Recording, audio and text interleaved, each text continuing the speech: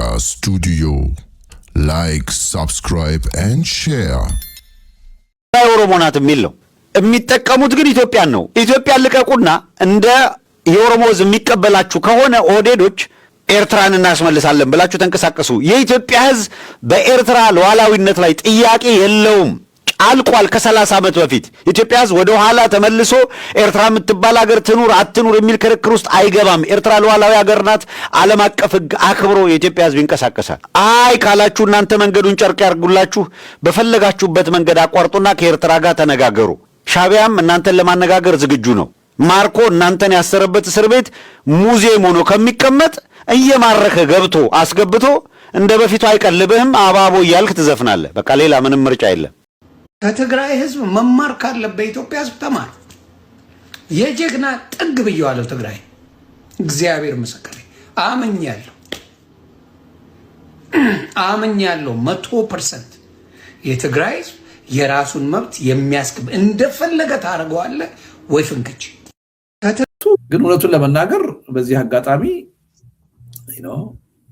በቃ አሁን እኮ ብቸኛ ባገዛዙ ጫማ ስር ያልወደቀ ከነ ችግሩም ከነ ጉድለቱም ራሱን በራሱ እያስተዳደረ ያለ እኮ ትግራይ ነው። ሌላው አካባቢ ያለ ህብረተሰብ እየታገለም ቢሆን ግን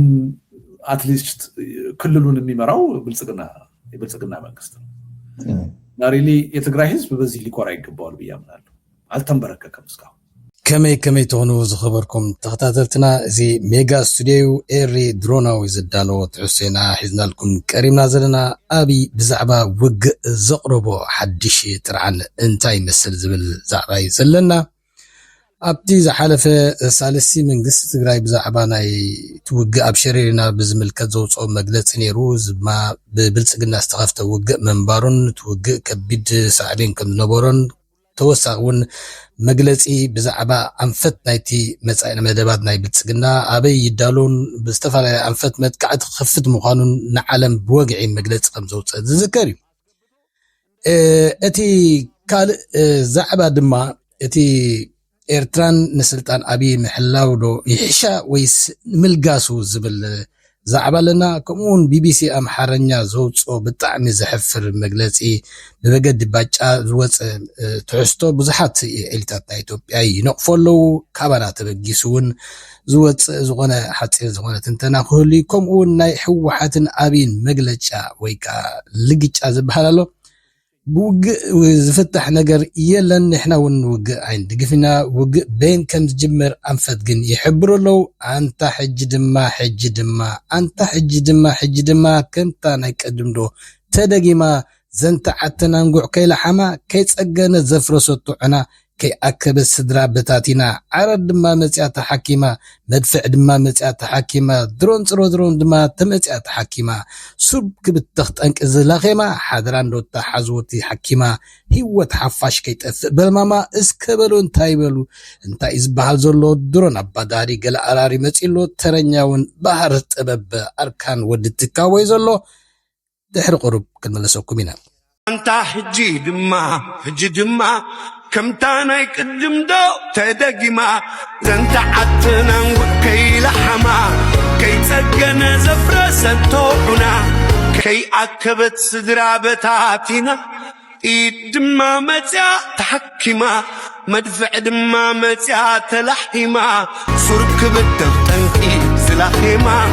ሓደራንዶ ሓዝዎ ሓኪማ።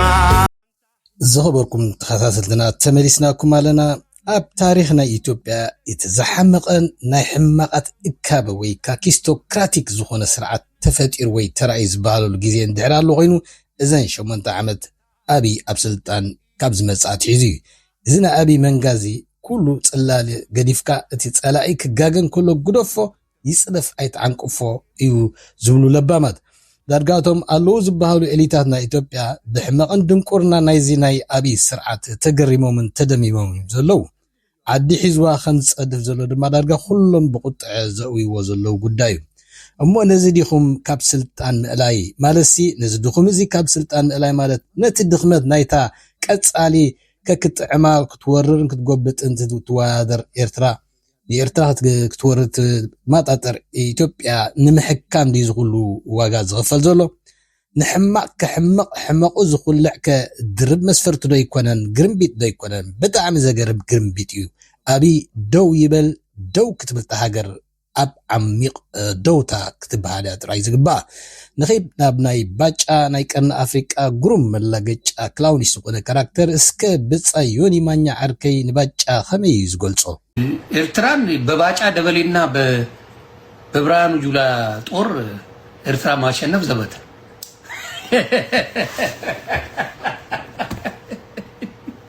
ምክንያቱም ባጫ ደበሌንም ብርሃኑ ጁላንም 2-3 የማረኩ ናቸው አዲስ ሰው ይዛል መጣ ብቃት ያለው ጥራት ያለው አዲስ ሰው ይዛል መጣ ባጫ እዛ በሶ ሲያስበጠብጡት የነበረ ሰው ብርሃኑ ጁላ እንደፈለጉ እዛ ሲያዝሩት የነበረ ሰው is not gonna work ስለዚህ መስፍን ፈይሳንም ጨምርላለሁ ከፈለክ መስፍን ፈይሳም እዛ ኤርትራ ነበር ታስሮ የነበረው ስለዚህ ለጸብ እንኳን አያመችም ስታወራ አመች ለጸቡ ራሱ ምንድነው ሲባል ያ አይ ምናምን ብለው ነው የሚያወሩት ኤርትራውያኖቹ ሻዕቢያ ማን ባጫ ጨናዊት ምናምን እያለ ነው የሚያወሩት እነሱ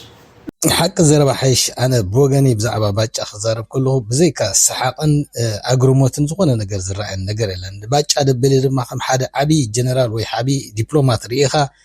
نعوم هو كسير كاتنتنا مهابكا خاو زغر ده زحفر كويني يسمعني مغنياتو باچا دبالي نيل باچا استفتر كويني يسمعني እቲ ዛዓበ ነዚ ሰብ እዚ ግርም ገይሩ ዝገለጾ ግና እቲ ናይ ቀርኒ ኣፍሪቃ ዛዓበ ገጸ ባህሪ ኣብ ሙዚየም ክተሓዛሉ ኢሉ ያየሰው ዝገለጾ እሱ እኹል ነይሩ ክባል ይከኣል እዩ ግና ካብ ባጫ ዛዓበ ድማ እቶም ናይ ቢቢሲ ኣምሓርኛነ ዘውፅዎ ነዚ ቃለ መጠይቕ እንታይ ክረኽብሉ እንታይ ክመሃሩሉ እዮም ኣውፅሞ ብዘይካ ኣብይ ገለ ኣባላት ናይቶም ኣምሓርኛ ፕሮግራም ዘዳሉ ኤዲተራት ናይ ቢቢሲ ምስ በዓል ጌታቸው ምስ በዓል ጻድቃን ርክብ ዘለዎም ሰባት እንተዘይ ኮይኖም እዚ ብሓቂ ንሓደ ሓላፍነትን ናይ ዓቢ ትካልን ዝመርሕ ነዚ ናይ ባጫ ደበሌ ከም ዝጠቅምን ፍረ ነገር ዘለዎን ኢሉ ከውጾ ኣይግባእን ነይሩ ዘስተራ ዩቲዩበር ኣክቲቪስት ከማን ዝስከፈሉን ዘሰክፎን ይበቃ ነዚ ከምዛ ዓይነት ወዛል ዝኾነ ክስታይድ ንኸውፅእ ቢቢሲ ኣምሓርኛ ብጣዕሚ ክሓፍሩን ይቕሬታ ክሓቱን ይግባእ እዩ ሓቂዩ ጋዜጠኛ መሳይ እቲ ቦርድ ኤዲተር ናይ ኣምሓርኛ ቢቢሲ ነዚ ከምዛ ዓይነት ወዛልን ኣግሬሲቭ ዝኾነ ቃናታት ንጀኖሳይድ ዝዕድምን ንወራር ናይ ሓንቲ ሃገር ልኡላውነትን ካልእን ብዙሕ ሓደገኛ ነገራት ዘጓሳጎስ ስለምንታይ ብሸለልትነት ክወፅእ ኣፍቂሩ ነቲ ኤዲተር ዓቢ ውርደት ነቲ ትካል ድማ ዓቢ ዘለፋዩ ክበሃል ዝከኣል ብዝኾነ ኣብይ ብመገዲ ባጫ ኣቢሉ ክሕልፎ ዝደልየ መልእኽቲ እንታይ ነይሩ እንድዕሪልካ ውግእ እንተተወሊዑ ኣጠቓላሊ ውግእ ወይ ከዓ ኦል ኣውት ዎር ከም ዘሎ ብመገዲ እዚ መጉልሒ ድምፂ ናይ ኣብይ ዝኾነ ባጫ ክመሓላለፊ ትደልዩ ክውላዕ ጥራይ ዘይኮነ ድማ ኣስመራ ልኡላውነትን ኤርትራን እውን ኣብ ሓደጋ ክኣቱ እዩ ክብል ከሎ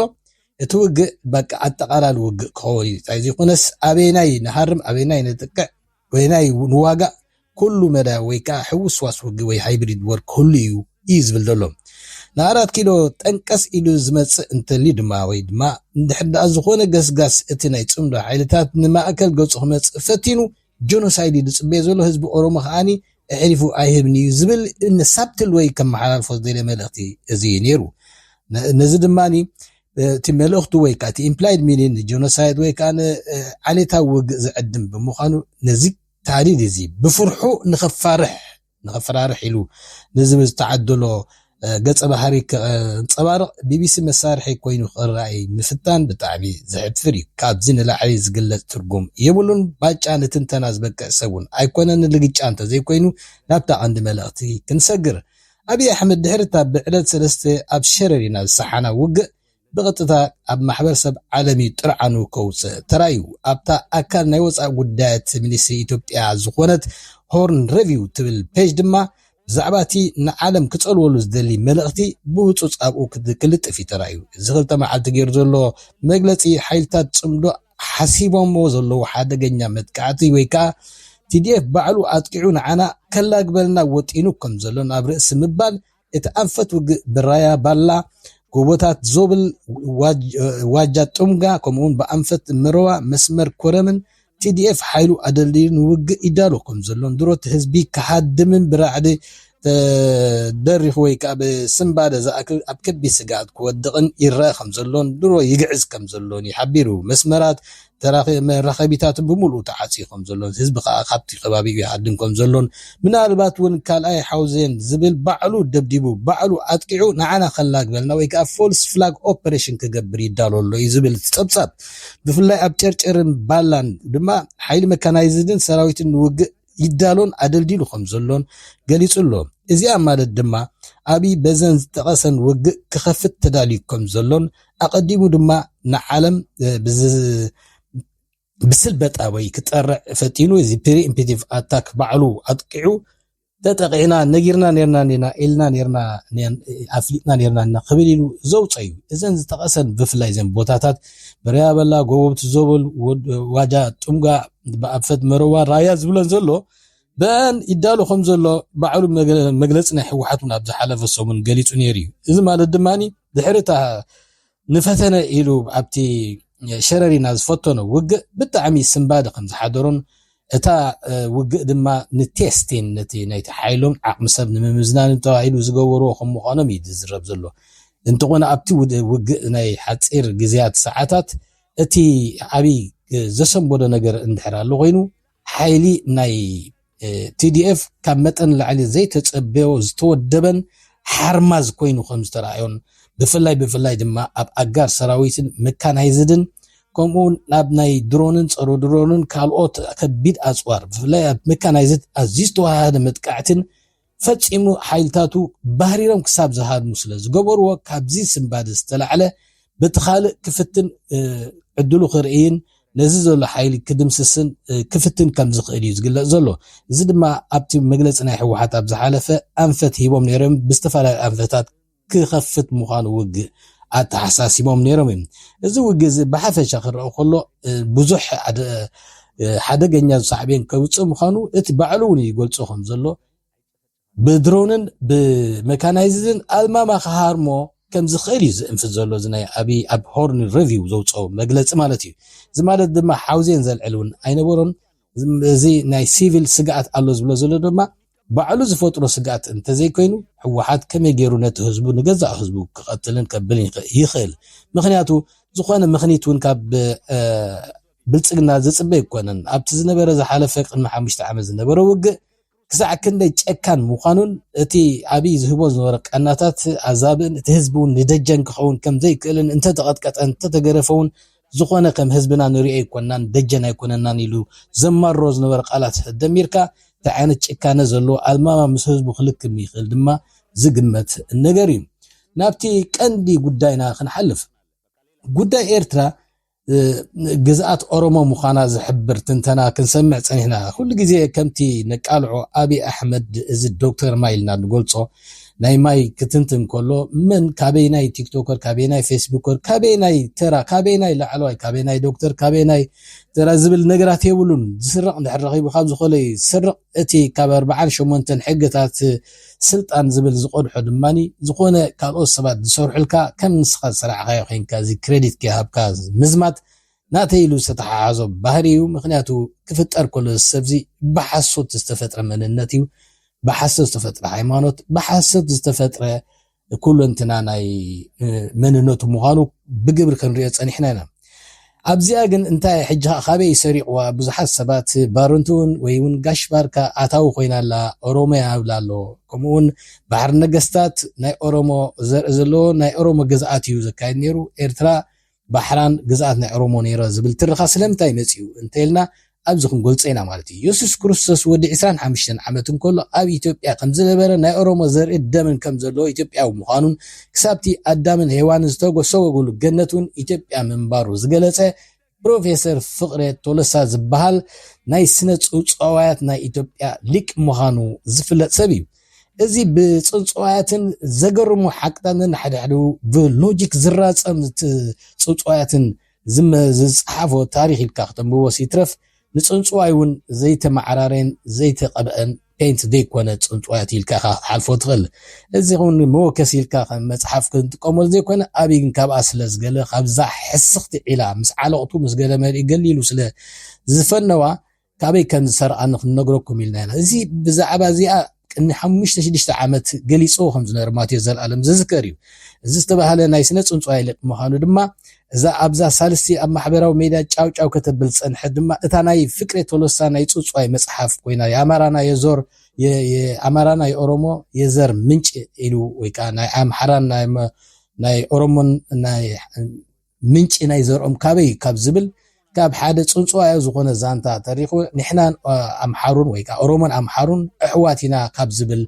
ዛንታታት ዝተበገሰ እዩ እዚ ኣብዚ ናይ ጉዳይ ናይ ኤርትራ ገዛኣት ናይ ኦሮሞ ነራ ዝብላ ዘሎ ግን ኤሌኒ ዝተባሃለት ኦሮሞተይቲ ሓያልን በላሕን ንግስቲ ምንባራን ነዛ ንግስቲ እዚኣ ድማ ሓዋ ዶሪት ቱሉ በዲሳ ዝበሃል ንጉስ ባሕር ነጋሲ ከም ዝነበረን ዶሪት ቱሉ ምስ ሞተ ድማ ወዱ ዶሪት ቱሉ ባሕር ነጋሲ ኢሳቅ ዝተባሃለ ወይ ከዓ ባሕር ነጋሲ ኢሳቅ ወይ ከዓ ባሕር ነጋሽ ኢሎም ዝገልጹ ወሳቶም ወራሲ ንግስነት ናይ ቀብሓርን ናይ ኤርትራን ኮይኑ ከም ዝነገሰ እዩ ዝገልጽ ብዛዕባ እዚ ማቴዎስ ዘለኣለም ቅድሚ 6 ዓመት ቪድዮ ሰሪሑ ከም ዝነበረ ኣቀዲምና ትዝክሮ ትኾኑ ገሊጽና ነርና እምባር እዛ ናይ ኣምሓራን ኦሮሞን ሓቀኛ ናይ ዘርኢ ምንጮም ትብል ኮነ ኢልካን ኦሮማራ ትብል ትረኻ ንኽትምችእ ተባሂላ ዝተጻሕፈት ፅውፅዋይ ኣብ ግዜኣ ንሕወሓትን ይወደን ካብ ስልጣን ንምእላይን አንጻሮም ሓይልታት ጽምዶን ንምስላፍን ተጠቂሞምላ ኣድሚዖምላውን እዮም ሕጂ ድማ እነሆ ስለምንታይ መጽያላ ኢልካ ምሕታት ልክ ዓብይ ኣሕመድ ኣብ ዝሳልስን ባህር ዳር ብምኻድ እቲ ተንኮለኛ ሕልምታቱን ነቲ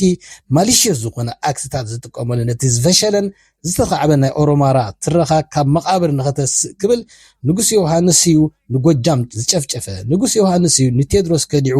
ዘቕተሎ እናበለ ከዘንቱ ከምዛ ዘይቀነ አንጻሩ ተጋዶ ንኽላዓሉ ከጎሳጉስ ከምዛ ዘይቀነ እዛ ኤርትራውን ግዝኣት ኦሮሚያ ነራ ትብል ድማ ኩሉና ኢትዮጵያውያን ወይ ከዓ ብፍላይ ከዓ እትዮም ሓደ ዘርኢ ኢና መፂና ኦሮሞን ኣምሓራን ትብል ትረኽኡ ሒዙ ስለ ዝኸደ ናብዚ ባህር ዳር እዚኣ ድማ አንጻር ተጋሩን አንጻር ኤርትራን ንሰለፍ እዩ ዝብል እዩ ብቀደሙን ኤርትራውን ኮ ግዝኣት ናይ ኦሮሚያ ትብል ትረኻ ሒዞም ምምፅኡ ድማኒ እቲ ዘገረም ኮይኑ ተረኺብሎ እንተኾነ እዞም መሳኪን ብጋላ ዝፍለጡ ዝነበሩ ናይ ገላዩ ወይ ከዓ ናይ ኦሮሞ ቀደም መፀዊዖም ገላዩ እዮም ነይሮም ቁፅሪ እቲ ማጆሪቲ ናምበር ካብ 400 ናይ ህዝቢ ኢትዮጵያ ዝበዝሑ ኦሮሞ እንትኾኑ ኣብ ታሪኾም ግና ኩሉ ግዜ ተጨቆንትን ንዑቃትን ወይ ከዓ ማይኖሪቲ ኢንስታቱ ከም ዝነበሩን እቲ ስሞም ድማ ጋላ ዝብል ይጥመቅ ከም ዝነበረን ጋላ ድማ ኮኖታቲቭ ሚኒንግ ከም ዲሬክቲቭ ሚኒንግ ከም ዝነበሩ ማለት እታ ቃልቲያስ ንምንዓቅ ንምንሻው ትጥቀም ከም ዝነበረትን ኣብ ግዜ ምኒልክን ኣብ ትሕግታት ዝኾነ ሰብ ክቀትል ብገበን የፍርዶ እዩ ወላ ንጋላ መቕታሉን የፍርድ ይኽብል ከሎ ክሳዕ ክንደይ ንዑቃት ከም ዝነበሩ ዝገልጽ እዩ እዚ ድማኒ እንታይ ዘመልክት ንምንታይ ኦሮሞ ኣይነበሩን ኣይንብል ኢና ኤርትራ ብገዛት ታኒካ ከባቢ 4 ስመራውን ዝቕመጡ ተረፍ ናይ መሸጣ ናይ ጊላነት ኣይሰኣኑን እዮም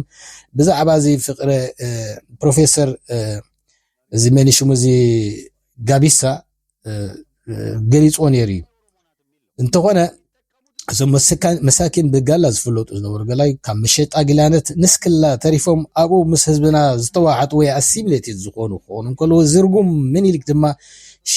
ሸይጥዎም ጥራይ ዘይኮነ ንገለ መሳፍንቲ ኤርትራን ተጓሩውን ከም ሽልማት ብርክት ዝበላ ገላዩ ንኸገልግላን ክኽድማን ከም ሙቕሽሽ መልክዕ ከገልግላ ይዕደላ ነይረን ብዛዕባ እዚ ብዙሕ ናይ ቁዘማ ናይ ምስትንታንን ናይ ተጨቂናን ተገፊዕናን ተሸጥናን ተለዊጥናን ዝብል ፀኒትናን ዝብል ናይ ጊላነት ትረኻ ናይ ግፍዒ ናይ ትሮማ ዛንታታት ብብዝሒ ይረአዩ ኣብቲ ኦሮሚያ ስለዚ ድማ ሕጂ ናይ ሓሶት ትረኻ ጌርካ ነቲ ናይ ሓሶት መንነት ንምፍዋስ ስለዚ ካልቲ ዓሚቕ በሰሎ ንምሽፋን ገዛእትን ነጋውሲና እናበልና ኔርና እናበሉ ክገልጹ ይረአዩ ጋላ ገዛኢ ናይ ኤርትራ ኔሩ ኩሉና ድማ ነቲ ተጨፋሊቕና ተጨፍጭፍና ዝብል ታሪኾም ዝጋጮ ምዃኑ እዩ ዘመልክት ዝነዚ ጸብጻብ ዘደላው ኤሪ ድሮናዊ ኔሩ ብኻልቕ ትሕዝቶ ክሳብ ረኸብ ሰስንላይ ንኹልና እንደ መስሰዋለን አይቀርለት መደምሰስ ነው የመቀበሪያ ጊዜ ነው አሁን እየቀረበ ያለው ስለዚህ ኢምፓክት ለኛ ብዙ ጊዜ የላቸውም ነው። ወደ ኋላ ምን ነው ምክንያት የለን ወይ ወደ ድርድር ይምጡ ወይስ ከመጨረሻ እንሄዳለን። ይሄ ኃይል እዚህ ያለ ሰላምኛ ማግኘት አንችልም። የኛ ፍላጎት አሁንም የኛ ራሳችን ሰላም ነው። ተመልሶ ትግራይን አይጨፈጭፋትም ነው አያደርጋትም። የጨፍጫፊው ኃይል በሰላም ሊኖር አይችልም ወይ ለዚህ ነው ወይ እንደመስሰዋለን